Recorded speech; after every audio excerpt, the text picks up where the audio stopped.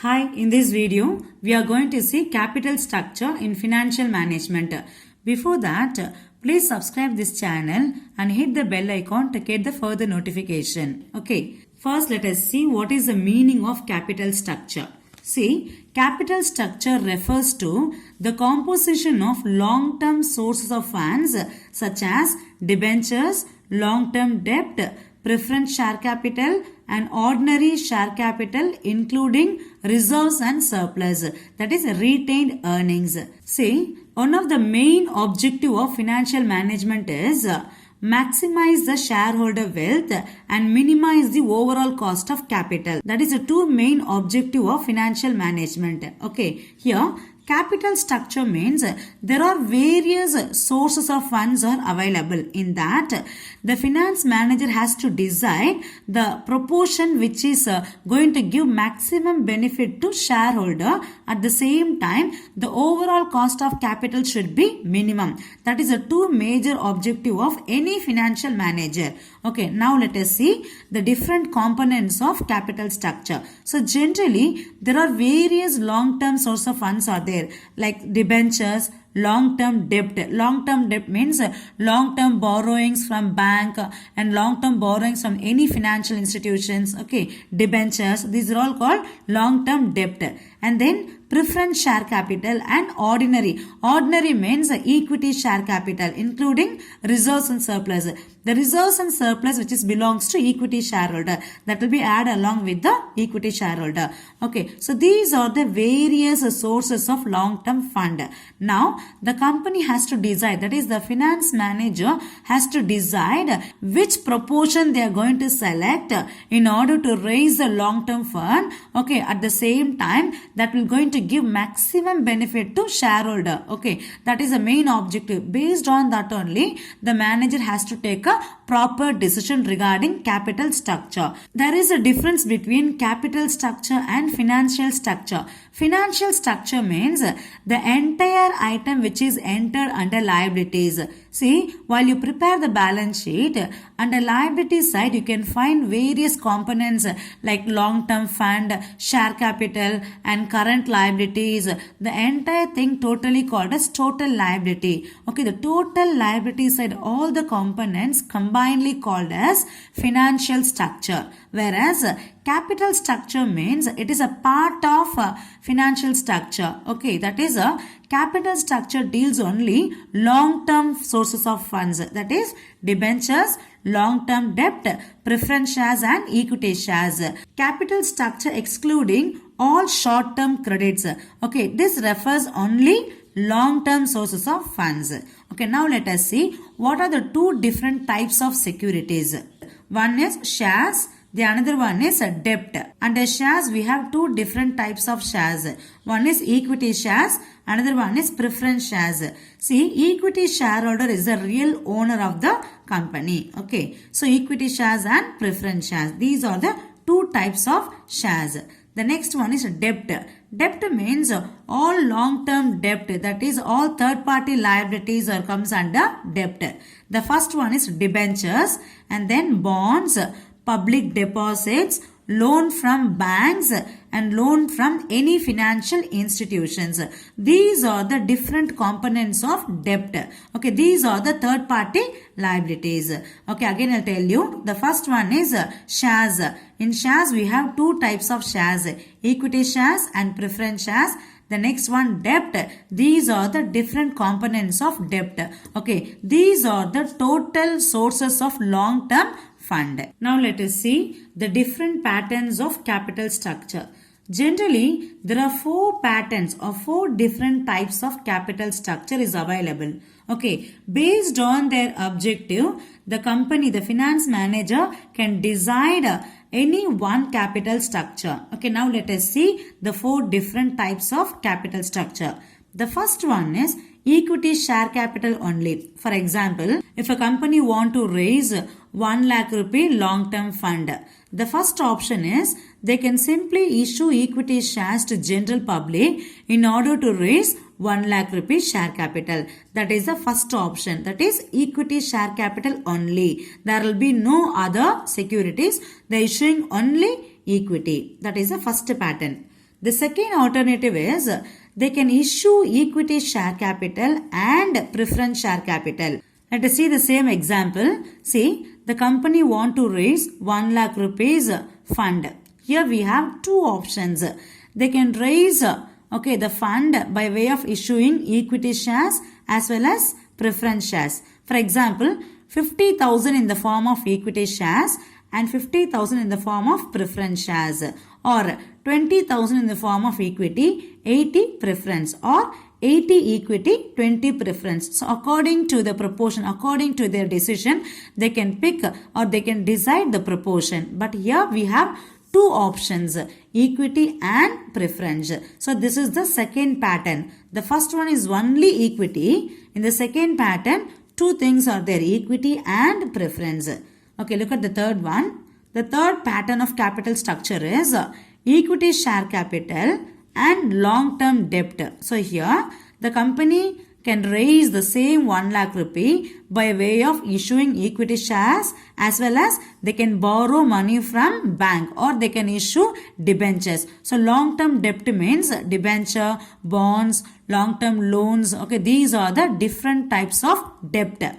Okay, so here we have two options. In third pattern, the company, they can raise 1 lakh rupees by way of issuing equity share. Okay, for example, 80,000 rupees they can raise by way of issuing equity shares. The remaining 20 they can borrow from bank. This is also one of the pattern of capital structure. Okay, next, the last one is the fourth pattern of capital structure is equity, preference and long term. Here the all three types of securities can use. Okay, the first one is equity shares, then preference shares and finally long term debt. So long term debt means debentures, bonds, loan from financial institutions, etc. So these are the different components of long term debt. Take the same example. The company want to raise 1 lakh rupees fund. See, the company can issue equity. For example, 20,000 rupees they can raise by way of issuing equity. 30,000 rupees in the form of preference shares. Okay, so totally 50 over no. 20 equity, 30 preference. Totally 50,000 over. The remaining 50,000 they can borrow money from financial institutions or they can issue debentures. So these are the things which comes under long-term debt. Okay, this is also one of the possibility. These are the four different patterns of capital structure. So far we have discussed what is the meaning of capital structure and two different types of securities and four different patterns of capital structure. Okay, now among the four different capital structure, the company, the finance manager has to decide the optimum capital structure which is going to maximize the shareholder benefit and which is going to minimize the cost of capital. Okay, so now let us see the calculation. So based on this only, the company can decide the optimum pattern, that is capital structure. See, here there is a format, okay, statement in order to find out the optimum solution. Okay, look at the format. In order to find out the EPS, that is earning per share, first you need to find out the earnings which is available to equity shareholder. Okay, for that you need to follow this format. First you have to start with EBIT. EBIT stands for earnings before interest and tax, that is expected earnings. You have to start with EBIT and first you need to subtract interest on debenture or interest on loan or interest on debt. Okay, it has to be subtracted first, and after subtracting this, the residual amount is called EBT. EBT stands for earnings before tax. Okay, after finding EBT, the next step is you need to subtract tax. Okay, if there is any tax percentage, that is corporate tax, that has to be subtracted from EBT. Then you will be getting EAT. This one is earning before tax. This is called as earnings after tax. That is after subtracting tax, this will be called as earnings after tax. So this amount is applicable to shareholders. That is for both equity as well as preference shareholders. If preference shareholders is not there means, then the entire EAT is available to, that is EAT is equal to earnings available to equity shareholders. If you find preference share capital also means, in that case, you have to give first preference to preferential shareholders. For them, you have to declare preferential dividend. So after finding EAT, that is earnings after tax, first you need to subtract preferential dividend, and the remaining amount is available to equity shareholders. If preference shareholders not there means, just skip this particular step. The entire amount is available to equity shareholders. So this is the way to find out earnings which is available to equity shareholders. And after finding this value, then you can simply apply the formula to find out the EPS. Let us see what is the formula for EPS. EPS means earnings per share. Earnings per share means which is belongs to equity shareholders. So the formula is earnings available to equity shareholders. Based on the above format, you can find out this value, that is earnings which is available to equity shareholders divided by number of equity shares.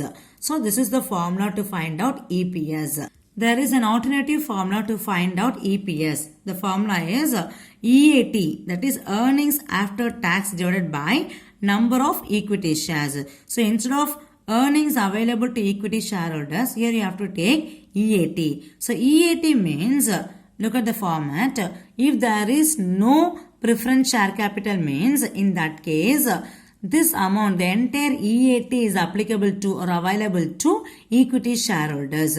In that case, earnings available to equity shareholders is equal to EAT. That is, look at the formula, EAT divided by number of equity shares. So this is the formula for EPS if there is no preference share capital.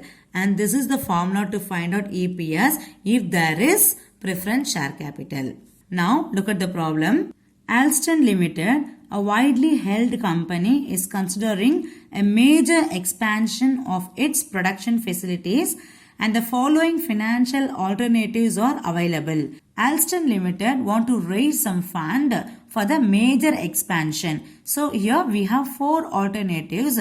How much amount is required? 10 lakhs. In this problem, we have 3 different types of shares and securities. The first one is equity share capital of rupees 10 each, and second one 10% preference share capital, and the third one 12% debentures. Now the company can raise the 10 lakh rupees in any 3 different forms. Okay, see the first alternatives.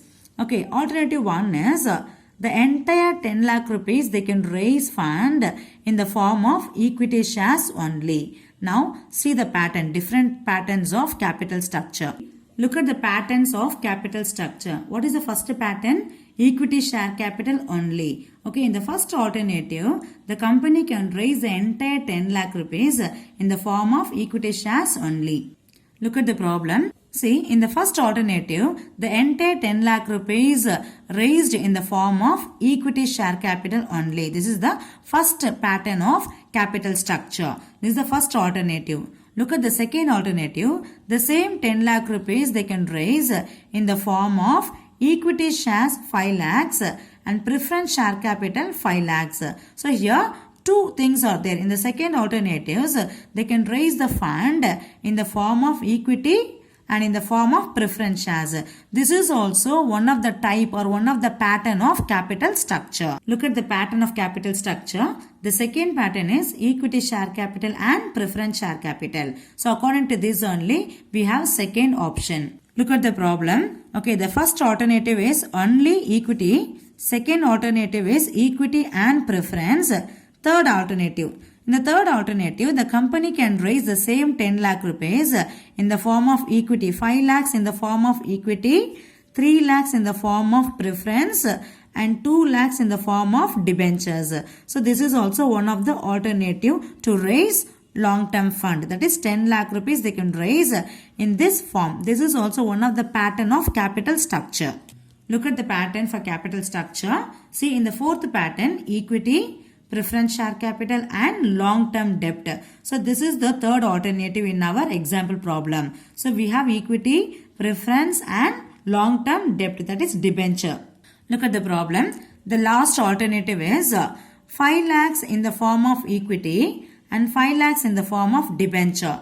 The same 10 lakh rupees they can raise in the form of 5 lakhs in the form of equity and 5 lakhs in the form of debentures. Now see the pattern. See, in the pattern of capital structure, the third one is equity, share capital and long-term debt. That is, in our example problem, we have taken equity, share capital and debenture. Debenture means it's a debt. Okay, these are the maximum 4 different patterns of capital structure. Okay, in our example problem, I have taken 4 different pattern of capital structure.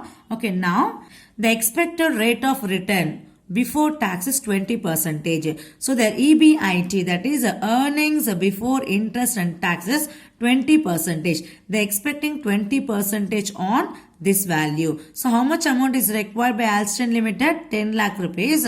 And here we have 4 alternatives. Their EBIT, earnings before interest and taxes, 20%. Okay. And one assumption is there, that is corporate taxation is 35%. Assume corporate taxation is 35%. With this information, okay, they ask you to find out which alternative is best. That is, which of the alternatives you would choose. Now you have to find out the best one. Here we have 4 alternatives. No, so you have to find out the optimum one in order to maximize the shareholder benefit.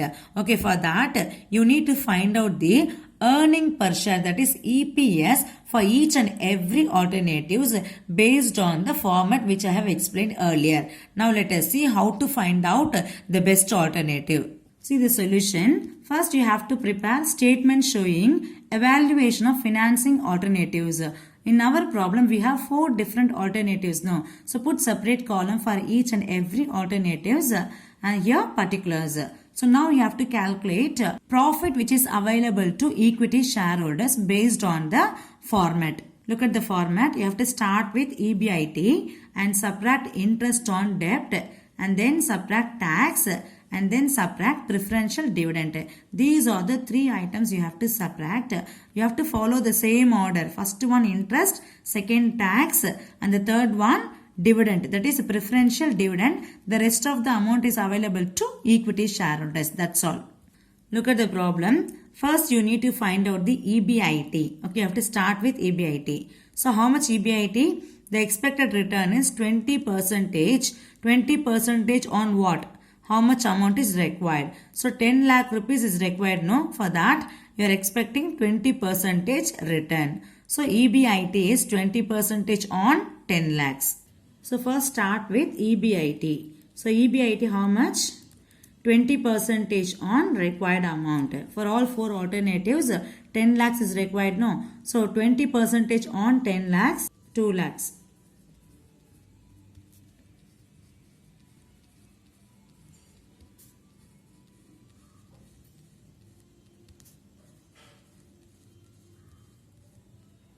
Okay. So first start with EBIT and then subtract interest on debt. Look at the problem. So according to this example problem, we have only one debt, that is 12% debenture. That too it is applicable for alternative C and alternative D. For A, B there will be no debt. So debt percentage is not applicable for A and B. It is applicable only C as well as D. So you have to calculate 12% interest on debenture on 2 lakhs for C and the same 12% interest on debenture on 5 lakhs. Look at the solution. Interest on debenture at 12%. So this is applicable for C and D. For A and B there will be no debentures. So for C how much debenture is there? 2 lakhs. No. For 2 lakhs 12% how much? 24,000. For D, how much debenture is there? 5 lakhs. For 5 lakhs, 12% on 5 lakhs, how much? 60,000.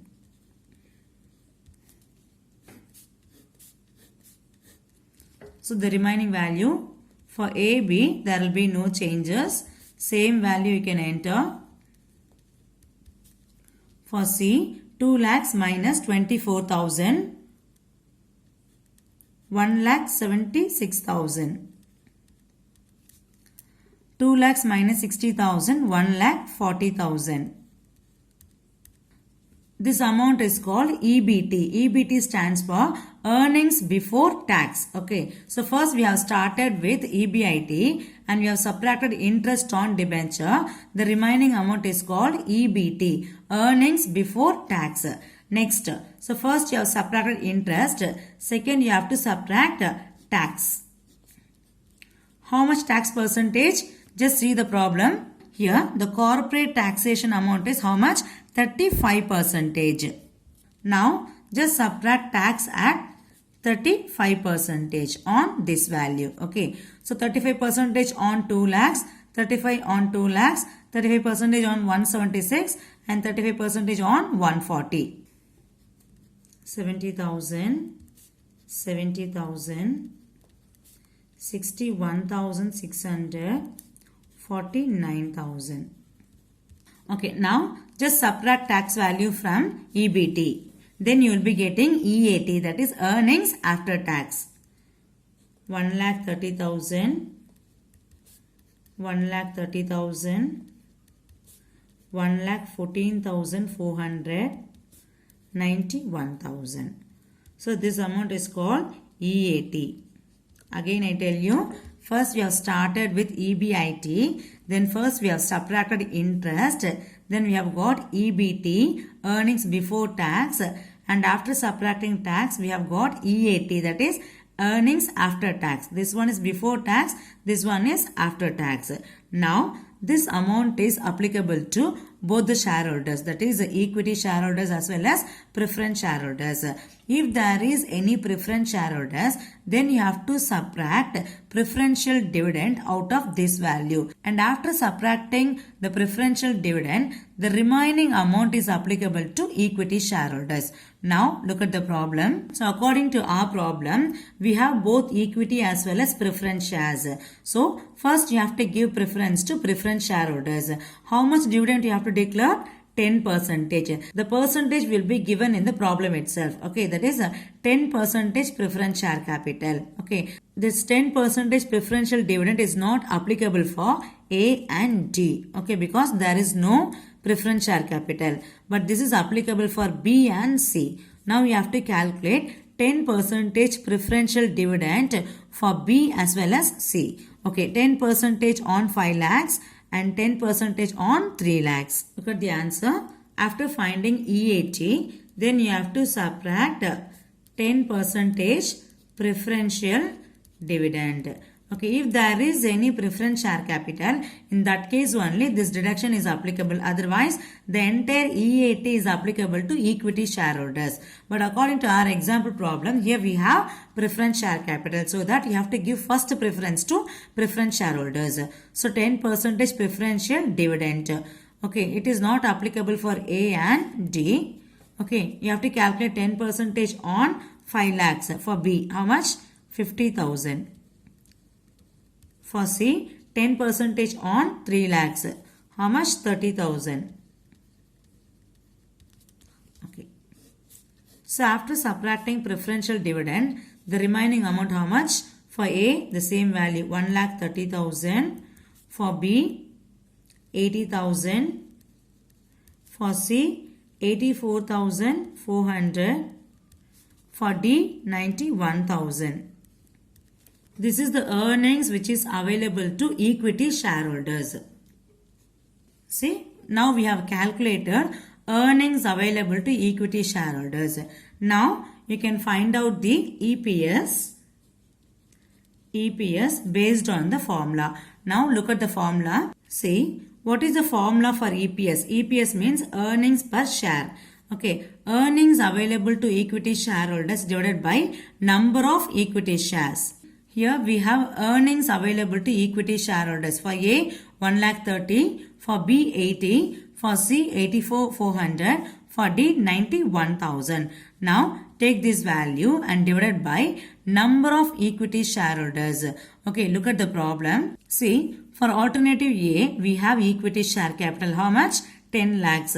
So each share value is 10 rupees. No. So 10 lakhs divided by 10, you will be getting 1 lakh. So number of share is 1 lakh. For A, 10 lakhs share capital. So each share price how much? 10 rupees. No. So number of equity share is 1 lakh.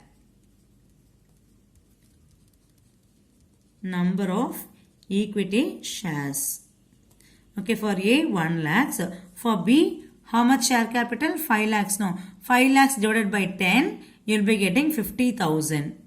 For B, 50,000. Okay. For C, again 5 lakhs. So 5 lakhs divided by 10 rupees each. So you will be getting same 50,000. Okay. For D, again same value 5 lakhs. Okay. So 5 lakhs divided by 10, you will be getting 50,000 number of equity shares at 10 rupees each. Okay. So we have got number of equity shares for 4 different alternatives. Now just simply apply the formula to find out EPS. What is the formula for EPS? Earnings available to equity shareholders divided by number of equity shares. For A, how much? 1 lakh. No. 1 lakh number of shares. For B, C, D, 50,000 each. Just now we calculated the number of equity shares. Simply enter the same value. Now apply the formula. What is the formula? Earnings available to equity shareholders divided by number of equity shares. So 1,30,000 divided by 1 lakh, you will be getting 1.3 per share. Okay, in the same way for B, earnings available to equity shareholders 80,000 divided by number of equity shares 50. So EPS is 1.6 per share. In the same way, 84,400 divided by 50, 1.69. The last one, 91,000 divided by 50,000, 1.82. So we have got earning per share for all 4 alternatives. Now you have to decide which one is best alternative, okay, among the 4 different alternatives. According to EPS analysis, okay, you have to decide the optimum alternative based on the highest value, that is which value gives maximum benefit to shareholders. Just compare which one is highest value, 1.82. This is the maximum earning per share. So this will give maximum benefit to equity shareholders. So this alternative is the optimum alternative, that is alternative D is the best alternative among 4 different alternatives. This is the final solution. Hope you all understood this concept. Thank you.